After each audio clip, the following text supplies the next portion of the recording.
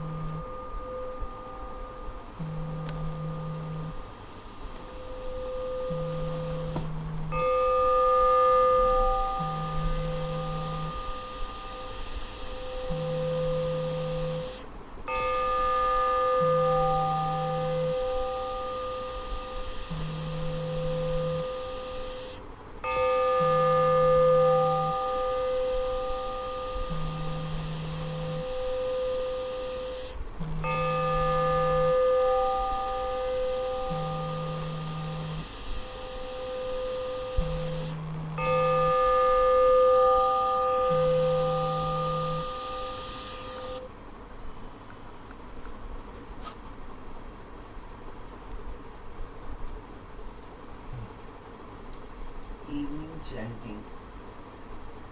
Yosu Bhagava Araham Samma Sambuddho Swakato Yena Bhagavata Dhammo Supatipanno Yassa Bhagavato Savak Sangho Tamayam Bhagavantam Sadhammam Sasangham Ime Sakar Iyatharanam Aropite Abhipujayam Sadhuno Bhante Bhagava Suchit Parinebhutopi Achima Janatanukampa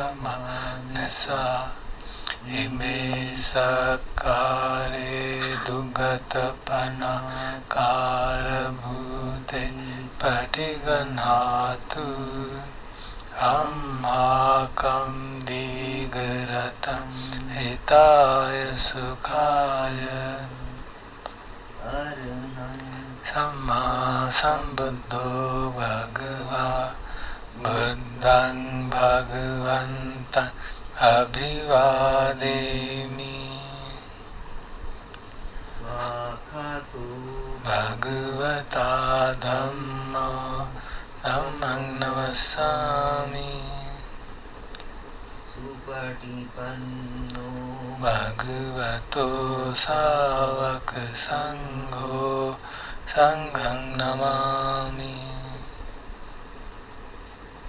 Anmayam Buddhasya Bhagavato Upabhagnam Karam Karomasi Namo Tassa Bhagavato Arahato Samma Sambuddhassa Namo Tassa Bhagavato Arahato Samma Sambuddhassa Namo Tassa Bhagavato Arahato Samma Sambuddhassa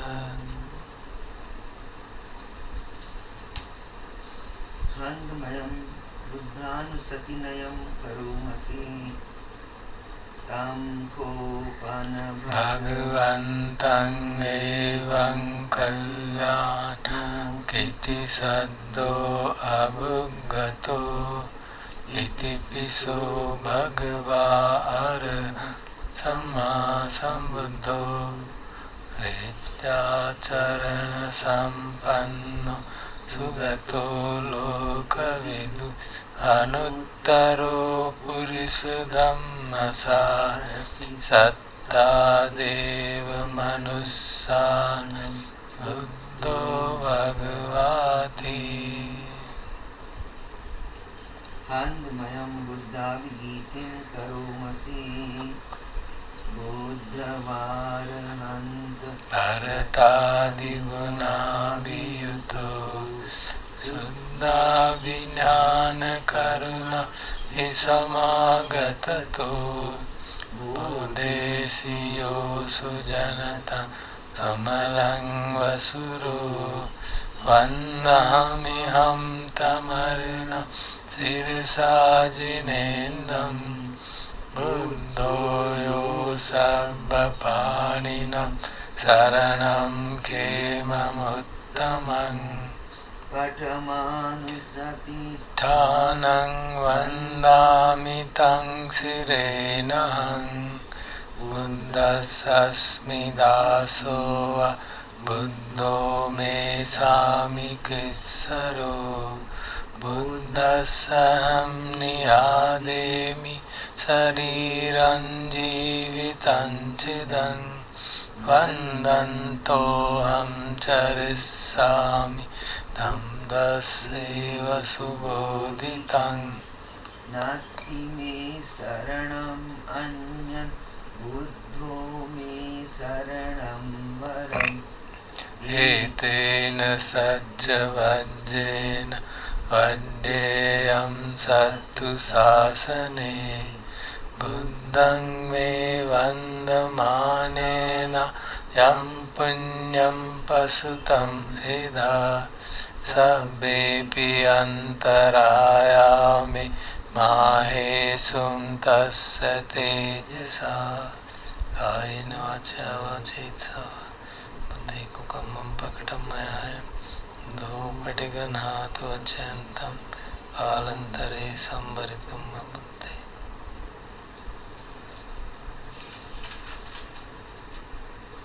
खण्डमयं धम्मानुसतिनयं करोमसि स्वाखातो भगवता धम्मो सन्दिट्ठिको अकालिको वेहि पस्सिको औपनयिको पश्चात्तं वेदितव्यो विඤ्ඤोहीति खण्डमयं धम्माभिगीतिं करोमसि स्वाखाततादिगुणयोगवत् नसेयो यो मग्गपाकपर्यतिविमोकभेदो धम्मो कुलोकपतना तदधारिधारी वन्दाम्यहं तमर्धर्ममीकं धम्मो यो सर्वपाणिनं शरणं खेममुत्तमं पतियानुसतिष्ठानं वन्दामि तं शिरेणहं बुद्धस्सस्मि दासीव धम्मो मे सामिकेश्वरो धम्मं अहं नियादिमि शरीरं जीवितं चिदं वन्दन्तोऽहं चरिष्यामि धम्मस्यैव सुधम्मतं नास्ति मे शरणं अन्यत् धम्मो मे शरणं वरम् एतेन सज्जवज्जेन वड्डेयं सत्तु शासने धम्मं मे वन्दमानेन यं पुण्यं पशुतं हिदा sabbepi antarayami mahesum tasya tejasa kaina vacha vachitsava sange kukam namme kukam namo patiganato vachantam kalantare sambaritum matam Anmayam sanghanusatinayam karumasi Panno bhagavato savaka sangho Ujupati panno bhagavato savaka sangho Nyaya patipanno bhagavato savaka sangho Samichi patipanno bhagavato savaka sangho Yadidang chattari purisa yuga atta purisa pungala Esu bhagavato savaka sangho Ahuneyo pahuneyo dakhineyo anjali karaniyo Anuttarang punyaketang lokasati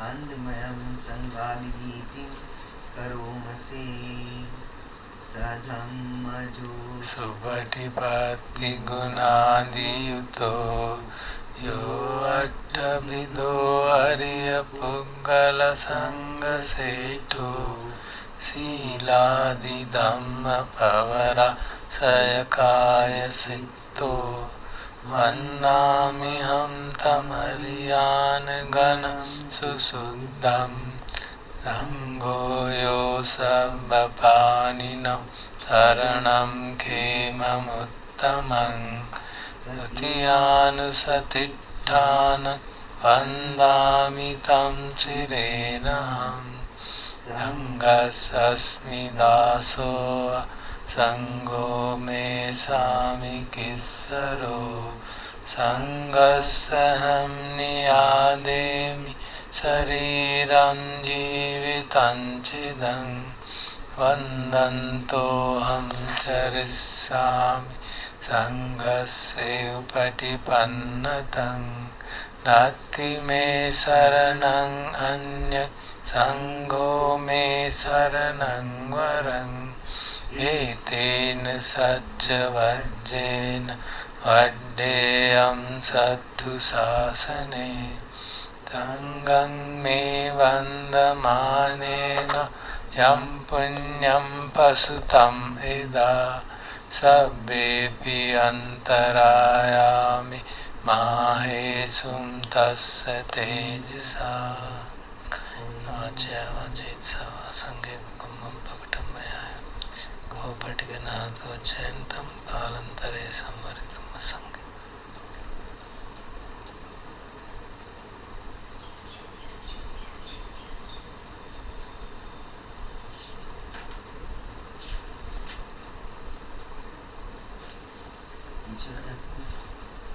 इसमें लंबा है तो पूरा सुन लेते इसमें वो पूरा है ना इसमें कुछ ज्यादा नहीं है इसमें लंबा होगा पूरा शुद्ध होगा ना इसमें अच्छा कुछ हो जाता सुन लेते देखते कोई टाइम है ना आज क्या है इसमें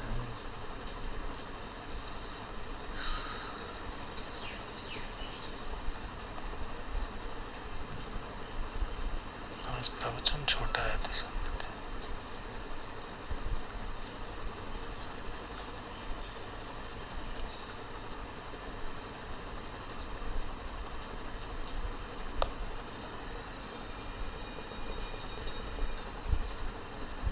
khandha paritta namo tassa bhagavato arahato samma sambuddhassa namo tassa bhagavato arahato samma sambuddhassa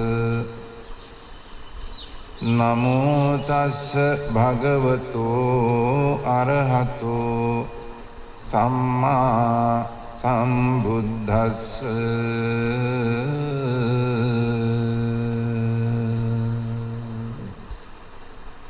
එවං මේ සුතං ඒකං සමයං භගවා සාවත්තියං විහෙරති 제තවනේ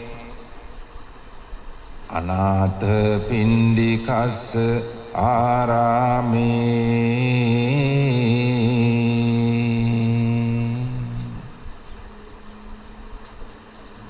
තේන කෝපන සමයේන සාවත්තියං අඤ්ඤතරෝ භික්ඛු අහිනා දට්ඨෝ කාලකතෝ හෝති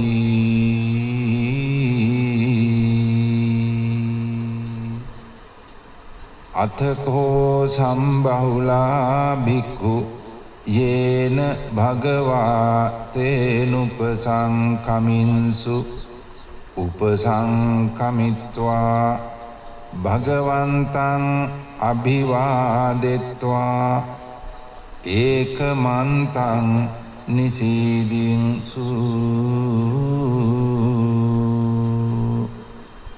ඒකමන්තං නිසින්නා කෝතේ භික්ඛු භගවන්තං ඒතද වෝචුං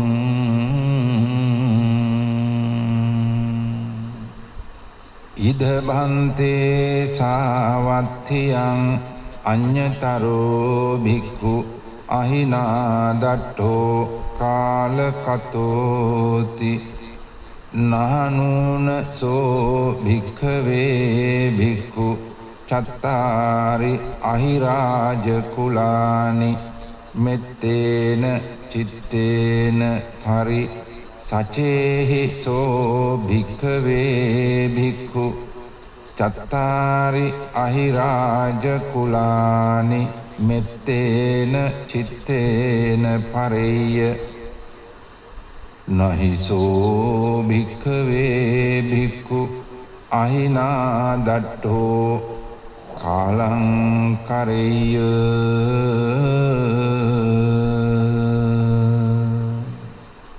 කතමානි චත්තාරි අහිරාජ කුලානි විරූපක්ඛං අහිරාජ කුලං ඒරාපතං අහිරාජ කුලං ඡබ්බ්‍යා පුත්තං අහිරාජ කුලං කන්හා ගෝතමකං අහිරාජ කුලං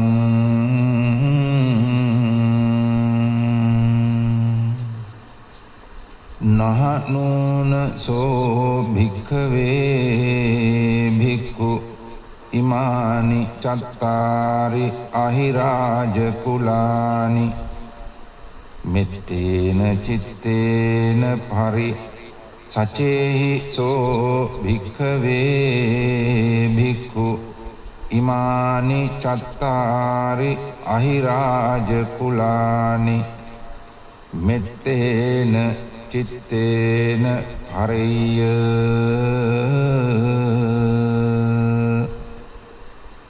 නහිසෝ භික්ඛවේ භික්ඛු අහිනා දට්ඨෝ කාලං කරෙය්‍ය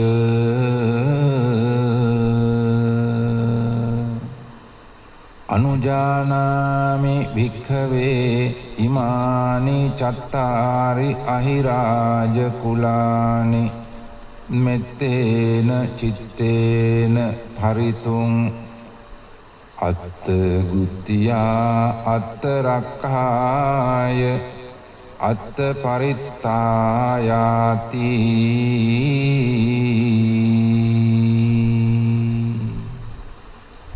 ඉදම වෝච භගවා ඉදං වත්වා සුගතෝ අථා පරං ඒතද වෝච සත්තා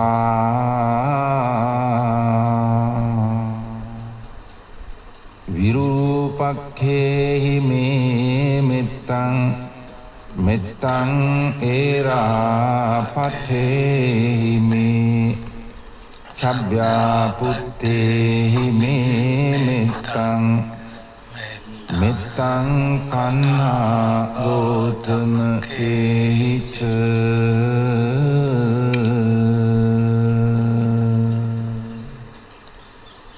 අපාදකේහි මේ මෙත්තං මෙත්තං දිපාදකේහි මේ චතුප්පදේහි මේ මෙත්තං මෙත්තං බහුපදේහි මේ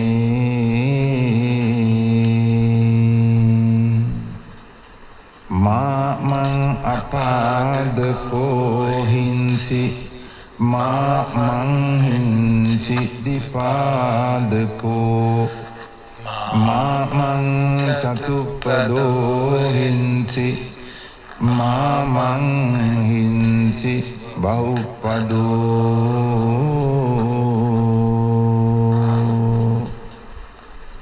සබ්බේ සත්තා සබ්බේ පානා සබ්බේ භූතාච කේවලා සබ්බේ භද්‍රානි පස්සන්තු මා කංචි පාප ආගමා අපමානෝ බුද්ධෝ අපමානෝ ධම්මෝ අපමානෝ සංඝෝ අමානවන්තානි චිරින්සපානි අහිවිච්චිකා සතපදි උන්නානාභි සරභූ මූසිකා කතා මේ රක්ඛා කතා මේ පරිත්තා පටික්කමන්තු භූතානි සෝහං නමෝ භගවතෝ නමෝ සත්තන්නං සම්මා සම්බුද්ධානං තී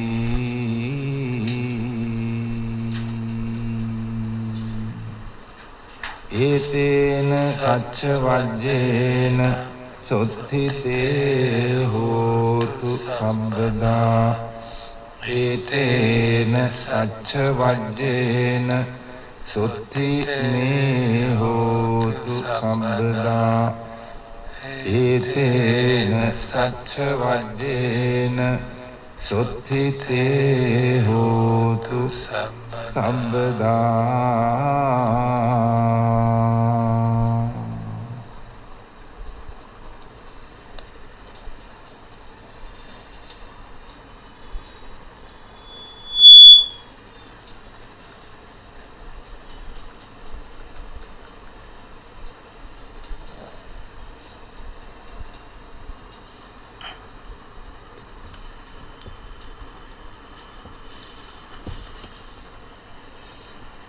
We'll now hear a Desna by Ajahn Chah, a short Desna.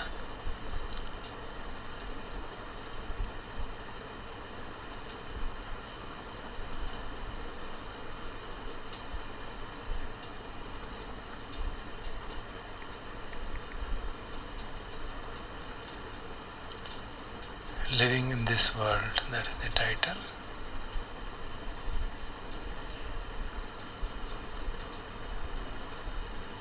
This is the fifth.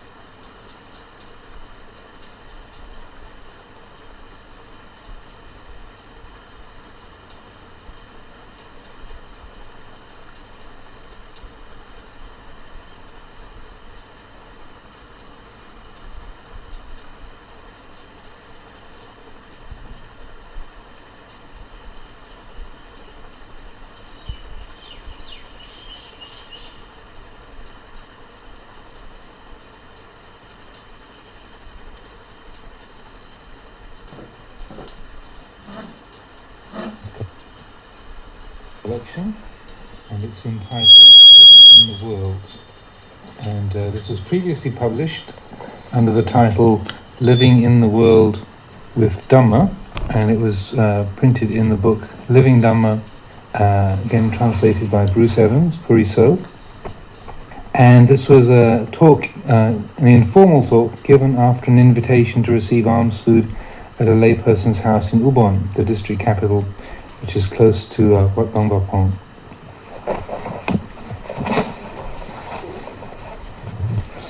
Living in the world. Most people still don't know the essence of meditation practice.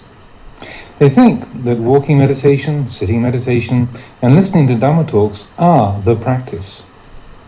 These are only the outer forms of practice. The real practice takes place when the mind encounters a sense object. That's the place to practice, where sense contact occurs. When people say things we don't like, there's resentment. If they say things we like, we experience pleasure. Now, this is the place to practice. How are we going to practice with these things? This is the crucial point. If we just run around chasing after happiness and running away from suffering all the time, we can practice until the day we die and never see the Dhamma. This is useless. When pleasure and pain arise, how are we going to use the Dhamma to be free of them? This is the point of practice. Usually when people encounter something disagreeable, they don't open up to it. For instance, when people are criticized, "Don't bother me, why blame me?" This is someone who's closed himself off. Right there is the place to practice. When people criticize us, we should listen. Are they speaking the truth? We should be open and consider what they're saying. Maybe there is something in what they say. Maybe there is something blameworthy within us. They may be right, and yet we immediately take offense. If people point out our faults, we should strive to be rid of these faults and improve ourselves. That's how intelligent people practice. The place where there is confusion is the place where peace can arise. When confusion is penetrated with understanding, what remains is peace. Some people can't accept criticism. They're arrogant. Instead, they turn around and argue. This is especially so when adults deal with children. Actually, children may say some intelligent things sometimes, but if you happen to be their mother, for instance, you can't give in to them. If you are a teacher, your students may sometimes tell you something that you didn't know, but because you are the teacher, you can't listen. This is not right thinking. In the Buddha's time, there was one disciple who was very astute. At one time, as the Buddha was expounding the Dhamma, he turned to this monk and asked, "Sariputta, do you believe this?" Venerable Sariputta replied, "No, I don't yet believe it." The Buddha praised his answer. "That's very good, Sariputta. You are one who is endowed with wisdom. One who is wise doesn't readily believe. He listens with an open mind and then weighs up the truth of the matter before believing or disbelieving." Now the Buddha here has set a fine example for a teacher. What Venerable Sariputta said was true. He simply expressed his true feelings. Some people would think that to say that you didn't believe that teaching would be like questioning the teacher's authority. They'd be afraid to say such a thing. They just go ahead and agree. That is how the worldly way goes. But the Buddha didn't take offense. He said that you needn't be ashamed of those things which aren't wrong or bad. It's not wrong to say that you don't believe if you don't believe. That's why Venerable Sariputta said, "I don't yet believe." The Buddha praised him. This monk has much wisdom. He carefully considers before believing anything. The Buddha's actions here are a good example for one who is a teacher of others. Sometimes you can learn things even from small children. Don't cling blindly to positions of authority. Whether you're standing, sitting, or walking around in various places, you can always study the things around you. We study in the natural way, receptive to all things, be they sights, sounds, smells, tastes, feelings, or thoughts. The wise person considers them all.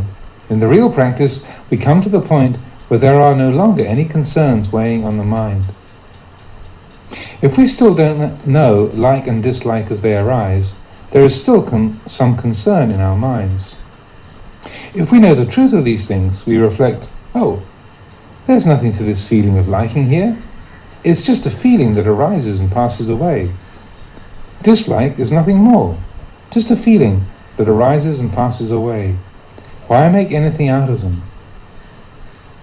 If we think that pleasure and pain are personal possessions, then we're in for trouble. We never get beyond the point of having some concern or other in an endless chain. This is how things are for most people. But these days, teachers don't often talk about the mind when teaching the Dhamma. They don't talk about the truth. If you talk about the truth, people may take exception. They say things like, he doesn't know time and place. He doesn't know how to speak nicely. But people should listen to the truth. A true teacher doesn't just talk from memory. He speaks the truth. People in society usually speak from memory. The teacher speaks the truth. People in the society usually speak from memory, and what's more, they usually speak in such a way as to exalt themselves. The true monk doesn't speak like that. He speaks the truth, the way things are. No matter how much the teacher explains the truth, it's difficult for people to understand. It's hard to understand the Dhamma. If you understand the Dhamma, you should practice accordingly. It may not be necessary to become a monk, although a monk's life is the ideal form for practice. To really practice, you have to forsake the confusion of the world, give up family and possessions and take to the forests. These are the ideal places to practice. But if we still have a family and responsibilities, how are we to practice? Some people say it's impossible to practice Dhamma as a layperson. Consider, which group is larger, monks or lay people? There are far more lay people. Now, if only the monks practice and the lay people don't, then that means there's going to be a lot of confusion. This is wrong understanding. I can't become a monk. Becoming a monk isn't the point. Being a monk doesn't mean anything if you don't practice. If you really understand the practice of Dhamma, then no matter what position or profession you hold in life, be it a teacher, a doctor, a civil servant or whatever, you can practice the Dhamma every minute of the day. To think you can't practice as a layman is to lose track of the path completely. Why is it people can find the incentive to do other things? If they feel they are lacking something, they make an effort to obtain it. If there is sufficient desire, people can do anything. Some say, I haven't got the time to practice the Dhamma. I say, then, how come you've got time to breathe? Breathing is vital to people's lives. If they saw Dhamma practice as vital to their lives, they would see it as important as their breathing. The practice of Dhamma isn't something that you have to go running around for or exhaust yourself over. Just look at the feelings which arise in your mind. When the eye sees form, ear hears sounds, nose smells odours, and so on, they all come to this one mind, the one who knows. Now, when the mind perceives these things, what happens? If we like that object, we experience pleasure. If we dislike it, we experience displeasure. That's all there is to it. So, where are you going to find happiness in this world? Do you expect everybody to say only pleasant things to you all your life? Is that possible? No, it's not. If it's not possible, then where are you going to go? The world is simply like this. We must know the world, lokavidu, know the truth of this world. The world is something we should clearly understand. The Buddha lived in this world. He didn't live anywhere else. He experienced family life, but he saw its limitations and detached himself from them. Now, how are you as lay people going to practice? If you want to practice, you must make an effort to follow the path. If you persevere with the practice, you too will see the limitations of this world and be able to let go. People who drink alcohol sometimes say, I just can't give it up. Why can't they give it up? Because they don't yet see the liability in it. If they clearly saw the liability, they wouldn't have to wait to be told to give it up. If you don't see the liability of something, that means you also can't see the benefit of giving it up. Your practice becomes fruitless. You're just playing at practice. If you clearly see the liability and the benefit of something, you won't have to wait for others to tell you about it. Consider the story of the fisherman who finds something in his fish trap. He knows something is in there. He can hear it flapping about inside. Thinking it's a fish, he reaches his hand into the trap only to find a different kind of animal. He can't yet see it, so he's in two minds about it. It could be an eel, considered a delicacy in some parts of Thailand. But then again, it could be a snake. If he throws it away, he may regret it. It could be an eel. On the other hand, if he keeps holding on to it and it turns out to be a snake, it might bite him. He's caught in a state of doubt. His desire is so strong he holds on, just in case it's an eel. But the minute he brings it out and sees the striped skin, he throws it down straight away. He doesn't have to wait for someone to call out, "It's a snake, it's a snake, let go." The sight of the snake tells him what to do, much more clearly than words could do. Why? Because he sees the danger. Snakes can bite. Nobody has to tell him about it. In the same way, if we practice till we see things as they are, we won't meddle with the things that are harmful. People don't usually practice in this way. They usually do other things. They don't contemplate things. They don't reflect on old age, sickness and death. They only talk about non-aging and non-death, so they never develop the right feeling for Dhamma practice. They go and listen to Dhamma talks, but they don't really listen. Sometimes I get invited to give talks at important functions, but it's a nuisance for me to go. Why so? Because when I look at the people gathered there, I can see that they haven't come to listen to the Dhamma. Some are smelling of alcohol, some are smoking cigarettes, some are chatting. They don't look at all like people who have come out of faith in the Dhamma. Giving talks at such places is of little fruit. People who are sunk in heedlessness tend to think things like, when's he ever going to stop talking? Can't do this, can't do that. Their minds just wander all over the place. Sometimes they even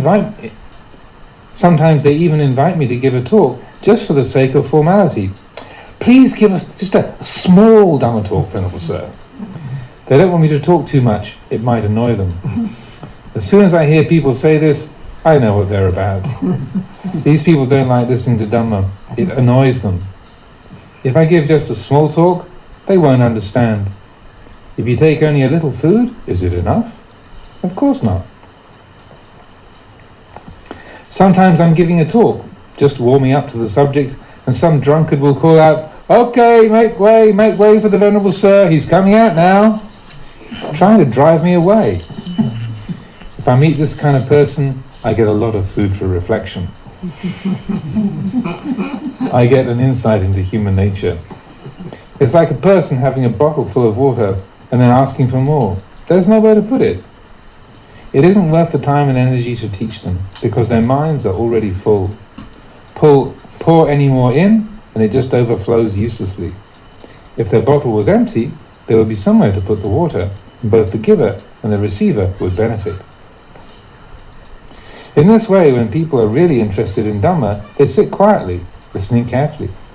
I feel much more inspired to teach. If people don't pay attention, it's just like the man with a bottle full of water. There's no room to put any more.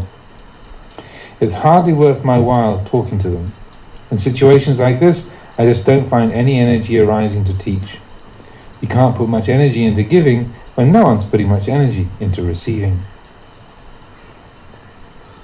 These days, giving talks tends to be like this, and it's getting worse all the time. People don't search for truth, they simply study to find the necessary knowledge to make a living, raise families, look after themselves. They study for a livelihood. There may be some study of Dhamma, but not much. Students nowadays have much more knowledge than students of previous times. They have all the requisites at their disposal. Everything is more convenient. But they also have a lot more confusion and suffering than before. Why is this? Because they only look for the kind of knowledge used to make a living. Even the monks are like this. Sometimes I hear them say, I didn't become a monk to practice the Dhamma, I only ordained to study. These are the words of someone who has completely cut off the path of practice. There's no way ahead. It's a dead end. When these monks teach, it's only from memory. They may teach one thing, but their minds are in a completely different place. There's no truth in such teachings. This is how the world is. If you try to live simply, practicing the Dhamma and living peacefully, they say that you're weird and antisocial. They say you're obstructing progress in society. They even intimidate you. Eventually, you might even start to believe them and revert to worldly ways, sinking deeper and deeper into the world until it's completely impossible to get out. Some people say, I can't get out now. I've gone in too deeply. This is how society tends to be. It doesn't appreciate the value of Dhamma. The value of Dhamma isn't to be found in books. Those are just the external appearances of Dhamma. They're not the realization of Dhamma as a personal experience. If you realize the Dhamma, you realize your own mind. You see the truth there. When the truth becomes apparent, it cuts off the stream of delusion. The teaching of the Buddha is the unchanging truth, whether in the present or any other time. The Buddha revealed this truth 2,500 years ago, and it's been the truth ever since. Nothing should be added or taken away from it. The Buddha said, what the Tathagata has laid down should not be discarded, and what has not been laid down by the Tathagata should not be added to the teachings. He sealed off the teachings. Why did the Buddha seal them off? Because these teachings are the words of one who has no defilements. No matter how the world may change, these teachings are unaffected. They don't change with it. If something is wrong, even if people say it's right, it doesn't make it any the less wrong. If something is right, that doesn't change just because people say it's not. Generation after generation may come and go, but these things don't change because these teachings are the truth. Now, who created this truth? The truth created the truth. Did the Buddha create it? No, he didn't. The Buddha only discovered the truth, the way things are, and then he set out to declare it. The truth is constantly true, whether a Buddha arises in the world or not. The Buddha only owns the Dhamma in this sense. He didn't actually create it. It's been here all the time. No one had previously searched for and found the deathless when he taught it as the Dhamma. But the Buddha didn't invent it. It was already there. At some point in time, the truth is illuminated and the practice of Dhamma flourishes. As time goes on and generations pass away, the practice degenerates until the teaching fades away completely. After a time, the teaching is refounded and flourishes once more. As time goes on, he sets in, and once more the teaching begins to follow the darkness of the world. And so, once more, it degenerates until such a time as it can no longer hold ground. Confusion reigns once more. Then it's time to re-establish the truth. In fact, the truth doesn't go anywhere. When Buddhas pass away, the Dhamma doesn't disappear with them. The world revolves like this. It's something like a mango tree. The tree matures, blossoms and fruits appear and grow to ripeness. They become rotten and the seed goes back into the ground to become a new mango tree. The cycle starts once more. Eventually there are more ripe fruits which proceed to fall, rot, sink into the ground as seeds and grow once more into trees. This is how the world is. It doesn't go very far. It just revolves around the same old things. Our lives these days are the same. Today we're simply doing the same old things we've always done. People think too much. There are so many things to get interested in, but none of them leads to completion. There are the sciences like mathematics, physics, psychology, and so on. You can delve into any of these, but you can only finalize things with the truth.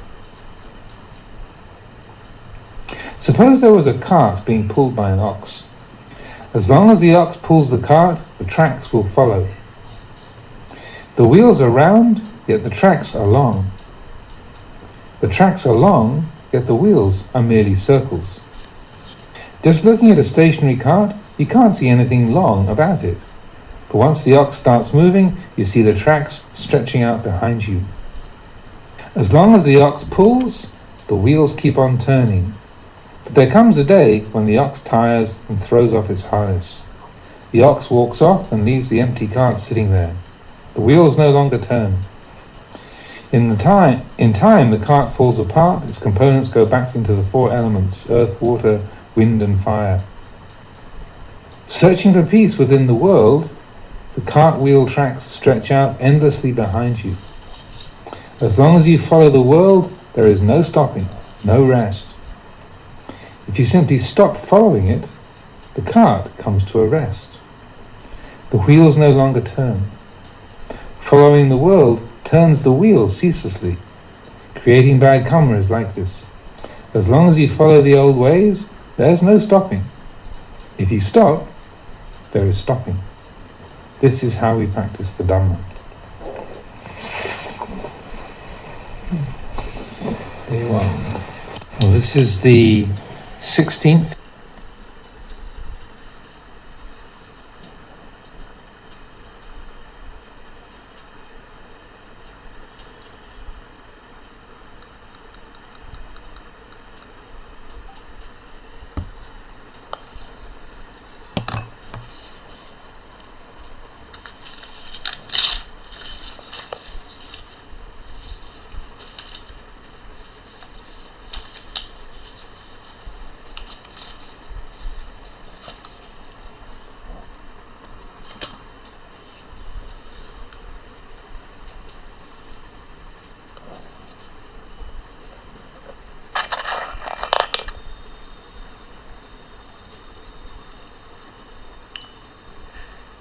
इसका हिंदी अनुवाद करते हैं संक्षेप में।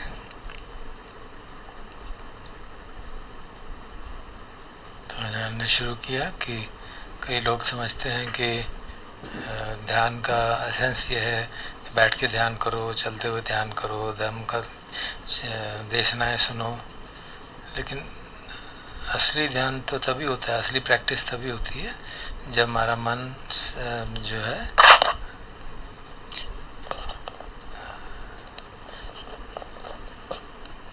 जब इंद्रियों का विषयों से संपर्क होता है और उस पर उसका मन पे असर होता है, वो जगह है जहाँ पे कि हमको दम की साधना करनी चाहिए। और जब हम ऐसा करते हैं तो पता चलता है कि अगर हम सुख, प्रसन्नता और सुख के पीछे घूमते रहेंगे तो कभी भी वो संतोष नहीं मिलने वाला, वो कभी भी समाप्त नहीं होने वाला। क्योंकि इंद्रियों का जब स्पर्श होता है तो कहीं कभी सुख होगा, कभी दुख होगा, और अगर हम उसको देखेंगे नहीं तो हमें समझ ही नहीं आएगा कभी, और सुख को खोजते रहेंगे। जैसे उदाहरण के लिए कोई हमको क्रिटिसाइज करता है तो हम परेशान हो जाते हैं। क्यों परेशान हो जाते हैं? क्योंकि अगर हम ऑब्जेक्टिवली देखें तो हो सकता है वो क्रिटिसिज्म वैलिड हो, उससे हम में कुछ गलत किया हो जिसको क्रिटिसाइज कर रहे हैं, और कोई हमारी गलती बताए तो हमें कोशिश करनी चाहिए गलती निकालने की, लेकिन हम ऐसा सोचते नहीं हैं। इसी तरह जब मन में कन्फ्यूजन होता है तो हम उसको उससे भागने की कोशिश करते हैं, उसको समझने की कोशिश नहीं करते, उसको पेनिट्रेट करने की कोशिश नहीं करते, क्योंकि अगर कन्फ्यूजन को पेनिट्रेट करेंगे तभी शांति मिलेगी। कई लोग जो है क्रिटिसिज्म को सहन नहीं कर पाते, खासतौर पे बड़े लोग। माता, अगर कोई बच्चा माता का क्रिटिसाइज करे तो वो सहन नहीं होता, स्टूडेंट टीचर को क्रिटिसाइज करे तो सहन नहीं हो पाता, क्योंकि अहम का भाव बड़ा स्ट्रांग होता है। लेकिन कई बार भगवान के एक दृष्टांत बताते हुए उन्होंने कहा कि एक बार भगवान प्रश्न एक देशना दे रहे थे तो उन्होंने सारे पुत्र से पूछा, क्यों तुम अब इस बात को विश्वास करते हो? तो सारे पुत्र ने उत्तर दिया, नहीं, अभी मुझे विश्वास नहीं होता। तो भगवान उस पर नाराज़ नहीं हुए कि हो तुम मेरी बात पे विश्वास नहीं करते, और मेरी बात पे विश्वास नहीं करना तो गलत बात है। भगवान ने उसकी प्रशंसा की, बहुत अच्छा, क्योंकि किसी भी बात को जब तक तुम अच्छे साधक हुई है जो बात को अच्छी तरह से इन्वेस्टिगेट करे, समझे, और तभी जाके उसको जब एक्सेप्ट कर ले, जब समझ में आ जाए तभी उस पर विश्वास करे। और किसी को भी अपनी अथॉरिटी के आधार पे बातों को, बिलीफ को विश्वास करवाना नहीं चाहिए।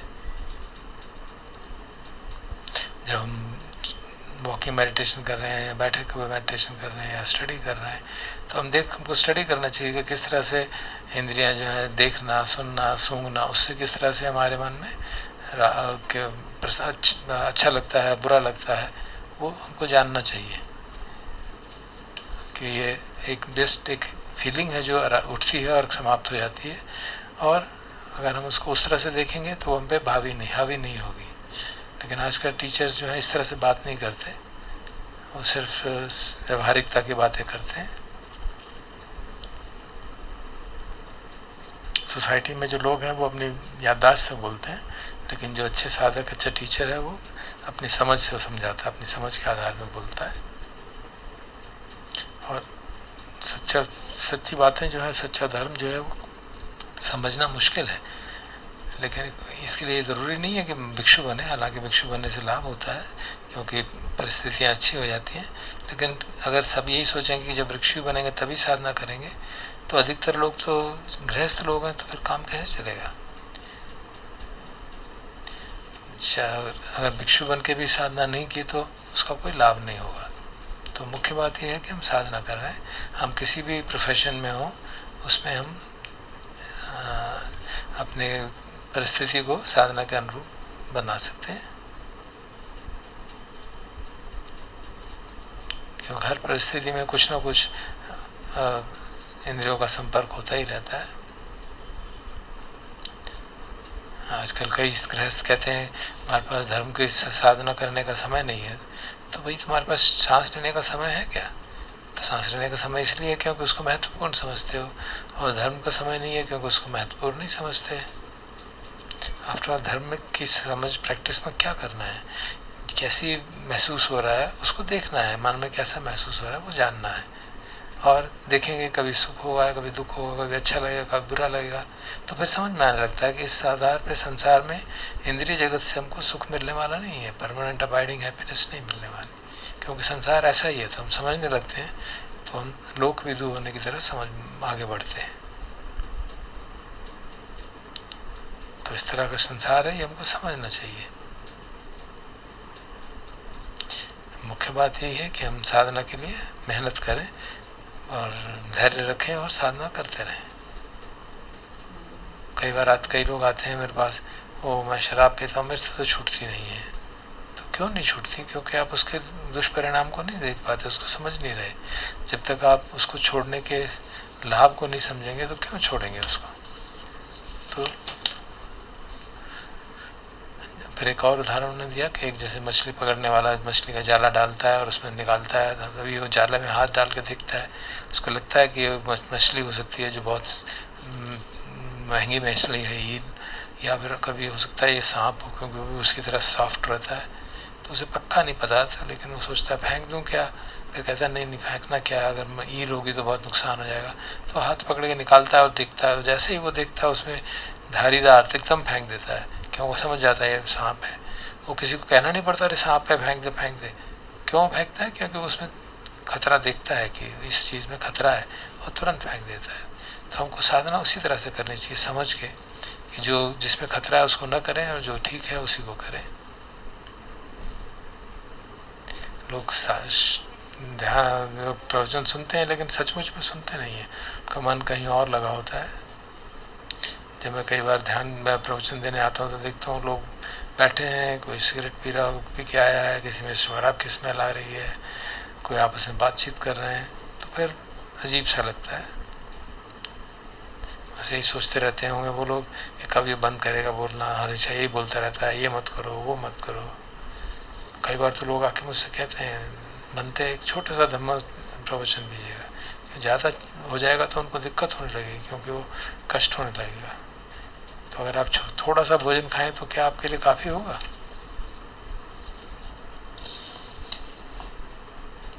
कई बार तो ऐसा भी हुआ है कि प्रवचन के बीच में एक शराबी खड़ा हो जाएगा, रास्ता छोड़ो भंते जी को जाना है, तो मुझे निकालना चाहता है वहाँ से। ऐसी परिस्थितियों से मुझे मनुष्य के स्वभाव की बड़ी अच्छी दृष्टि मिलती है। पता चलता है कि ऐसी जगहों पे पढ़ाना बिल्कुल फ़ायदेमंद नहीं है। सब लोग, उनका मन भरा पड़ा है, कब भरा हुआ उसमें और कुछ चीज़ डाली नहीं जा सकती। जबकि लोग सजग हों, सुनने के इच्छुक हों, वहाँ जाके प्रवचन देना अच्छा लगता है। अदरवाइज तो मेरा वीर ही नहीं जागता, एनर्जी ही नहीं जागती बात करने की।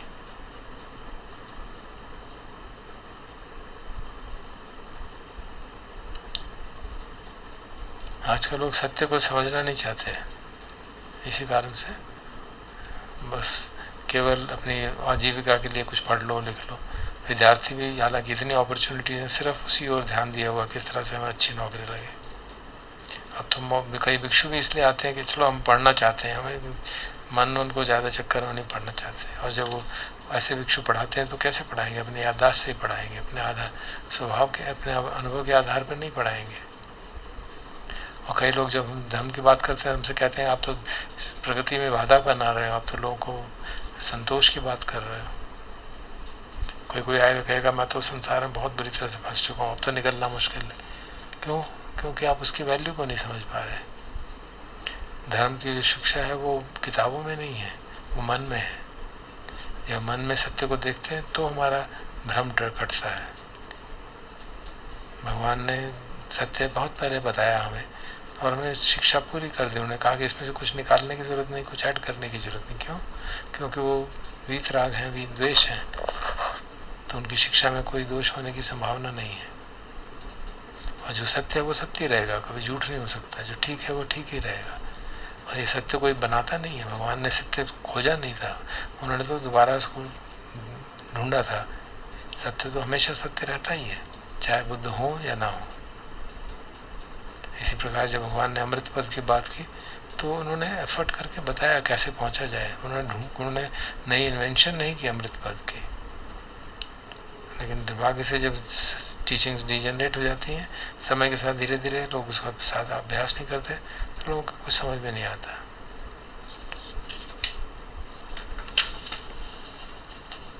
ये वैसे ही है जैसे कि एक आम का पेड़ है, हमने एक बीज डाला, पेड़ बना, फिर से फल आए, फिर वो पेड़ फल एक गिरे, उसमें एक आध फल पक्का होकर ज़मीन पे गिरा, उसका पेड़ था, उसका बीज मिला, फिर फल बना।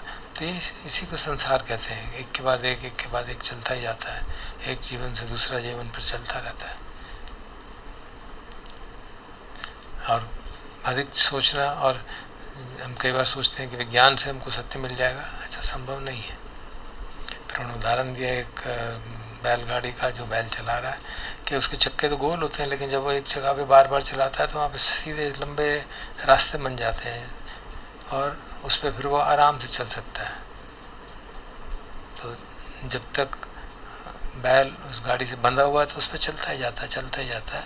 और यही हाल हमारा है, जब तक हम संसार की गाड़ी से बंधे हुए हैं तो संसरण करते रहते हैं, करते रहते हैं। एक समय आता है कि बैल थक जाता है और छोड़ देता है उसको, बैलगाड़ी को, और धीरे धीरे बैलगाड़ी भी विषकृत हो जाती है। तो इसी तरह हम भी जब छोड़ देंगे इस संसार के सुख को खोजने की बात, तभी हम सचमुच में धर्म के मार्ग पर बढ़ पाएंगे और संसार से छूट पाएंगे।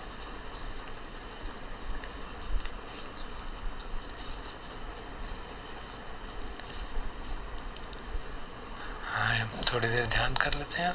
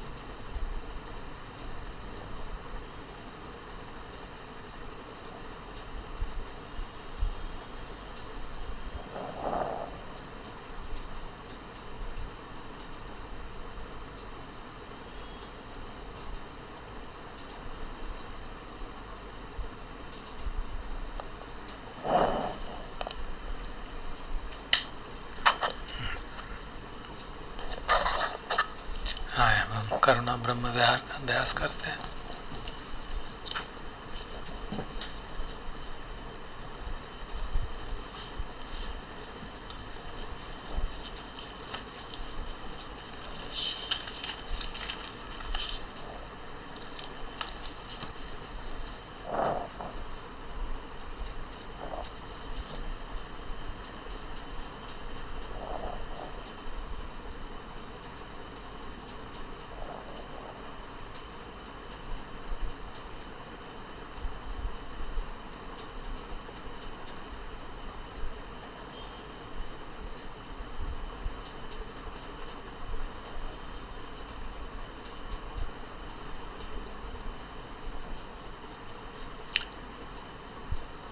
करुणा ब्रह्म विहार, दुखी देख करुणा जगती है। एक जितना चित्त शुद्ध हो उतनी ज़्यादा करुणा जगती है। करुणा का तात्पर्य कि दूसरे के दुख को देख के उसके दुख की मुक्ति की कामना, और संभव हो तो उसके दुख की मुक्ति के लिए प्रयास करना। दूसरे को दुख को देख के व्यथा होना करुणा नहीं आता, वो उसको नियर एनिमी ऑफ करुणा कहा जाता है। तो इसलिए समझाया जाता है कि करुणा के साथ, हर ब्रह्म विहार के साथ उपेक्षा ब्रह्म विहार का होना आवश्यक है।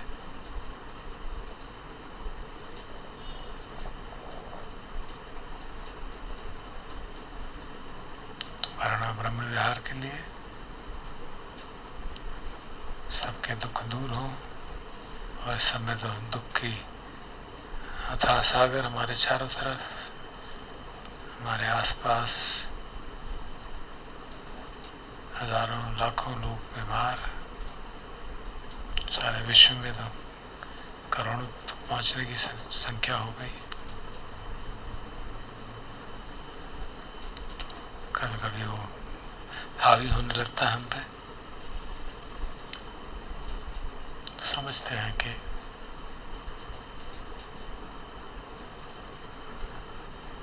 करुणा को, दुख के कारण को ठीक से समझे तो करुणा गले को व्यथा नहीं होती, लेकिन दुख मुक्ति की कामना बनी रहती है। तो उस दुख मुक्ति की कामना को प्रकट करने के लिए और अरहंतों, बोधिसत्वों और प्रत्येक बुद्धों, सभी के जो इस समय हैं बुद्ध, उन सब की दिव्य बल, पारमियों के बल, महानिधियों के बल, उसका आह्वान करते हैं कि वो लोगों के दुख दूर करें, उनके भय दूर करें, उनकी रक्षा करें।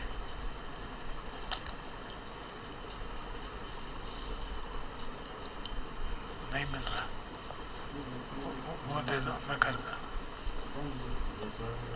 अच्छा, वचसा मनसा चैव वन्दामेते तथागते, शयने आसने ठाने गमने चापि सर्वदा, सदा सुखेन रक्षन्तु बुद्धा सन्ति करातुवं, ते हि त्वं रक्षितो सन्तो मुक्तो सर्वभयेन च, सर्वरोगविनिमुक्तो सर्वसन्तापवर्जितो, सर्ववैरमतिकन्तो निवृतो च त्वं भव, ते संसच्चेन शीलेन कान्तिमेत्ता बलेन च, तेऽपि तुम्हें अनुरक्षन्तु आरोग्येन सुखेन च।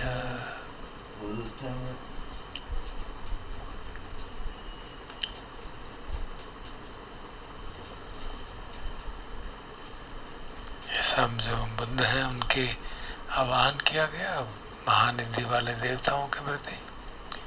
पुरत्तिमस्मिन् दिशा भागे सन्ति भूता महीन्दिका, तेऽपि तुम्हें अनुरक्षन्तु आरोग्येन सुखेन च, दक्षिणस्मिन् दिशा भागे सन्ति देवा महिद्दिका तेऽपि तुमे अनुरक्षन्तु आरोग्येन सुखेन च पश्चिमस्मिन् दिशा भागे सन्ति नागा महिद्दिका तेऽपि तुमे अनुरक्षन्तु आरोग्येन सुखेन च उत्तरस्मिन् दिशा भागे सन्ति यक्खा महिद्दिका तेऽपि तुमे अनुरक्षन्तु आरोग्येन सुखेन च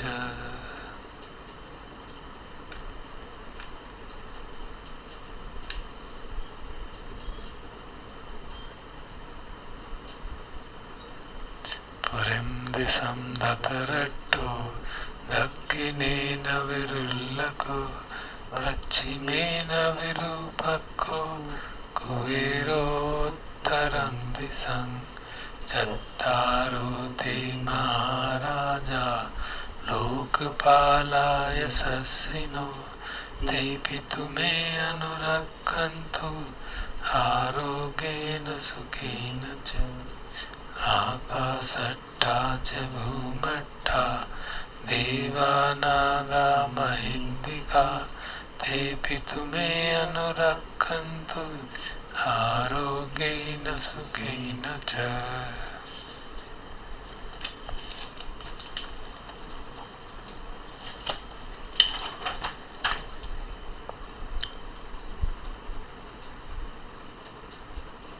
हम इन करुणा के भावों को सबके दुख दूर हो, जो रोगी है वो निरोग हो, जो भय से परेशान है वो भय से मुक्त हो।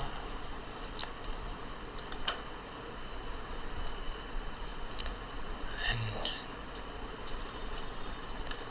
शुभकामनाओं का मन में भाव और उसका शरीर पे असर देखते हैं।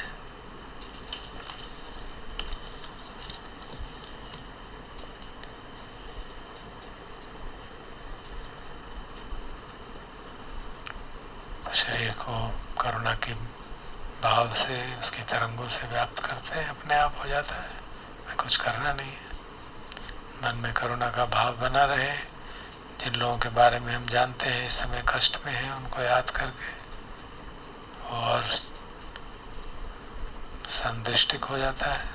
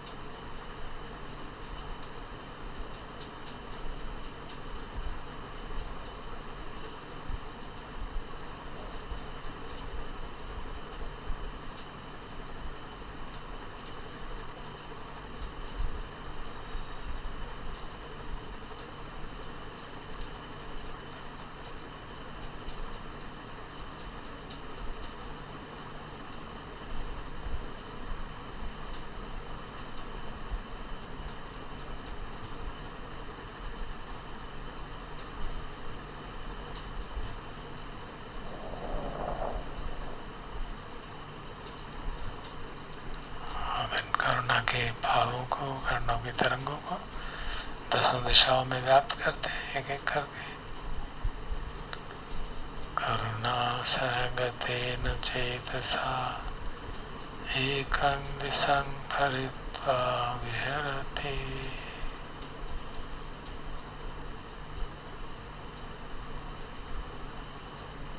और उस दिशा में, सामने की दिशा को शुरू करके उस दिशा में जो भी लोग जिनको हम जानते हैं जो कष्ट में हैं, उनको याद करके मन में मंगल कामना कि वो सब दुख से मुक्त हो, भय से में व्याप्त हैं तो भय से मुक्त हो, रोग में है तो रोग से मुक्त हो।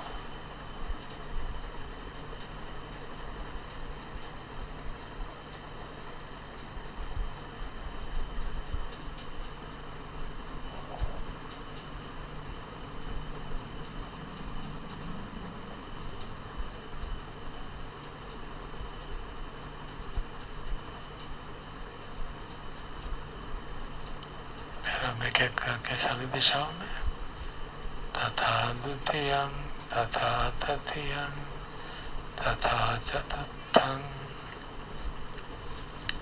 इति उत्तम अधोतिर्यं सब्बदि सब्बत्तताय सब्बावन्तं लोकं करुणा सहगतेन चेतसा विपुलेन महगतेन अपमानेन अवेरेन अव्यापज्येन परित्वा विहरति।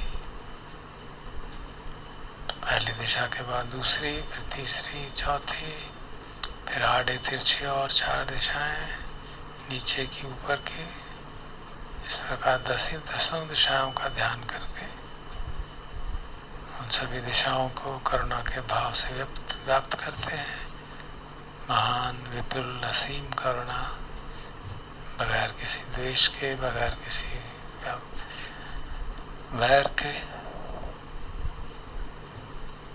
और सभी लोगों के प्रति, सभी लोगों के प्राणियों के प्रति और अपने प्रति भी।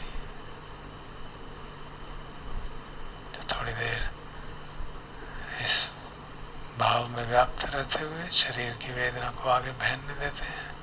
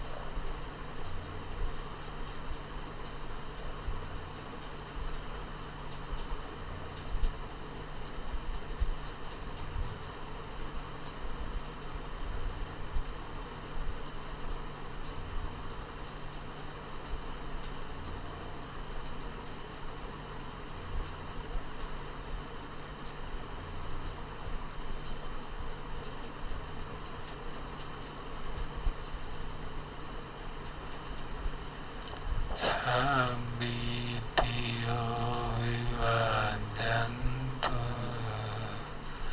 sukorogo vinasatu mate bhavatu antarayo sukhi digayuko bhavat.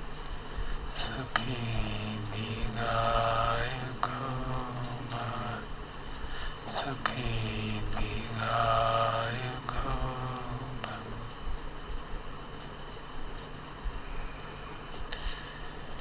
दुःखापत्ता च निर्दुःखा भयापत्ता च निर्भया लोकाप्सोकापत्ता च निःशोका होतु सब्बे पिपानिनो।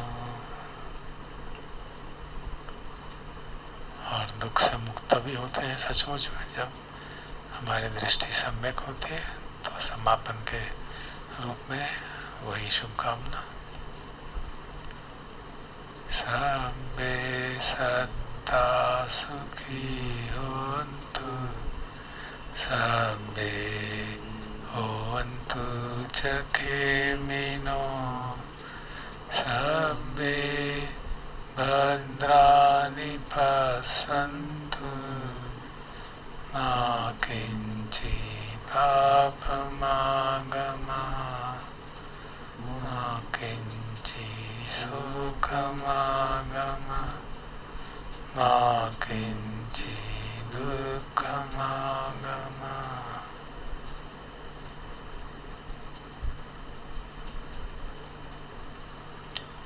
भवतु सर्वमङ्गलं रक्षन्तु सर्वदेवता सर्वबुद्धानुभावेन सदा सुखी भवन्तु ते। भवतु सर्वमङ्गलं रक्षन्तु सर्वदेवता सर्वधर्मानुभावेन सदा सुखी भवन्तु ते।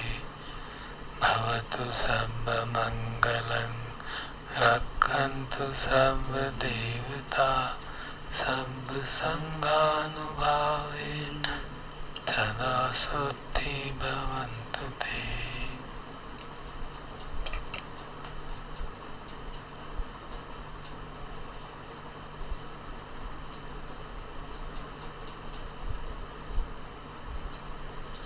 अरहं सम्मा सम्बुद्धो भगवा बुद्धं भगवन्तं अभिवादेमि।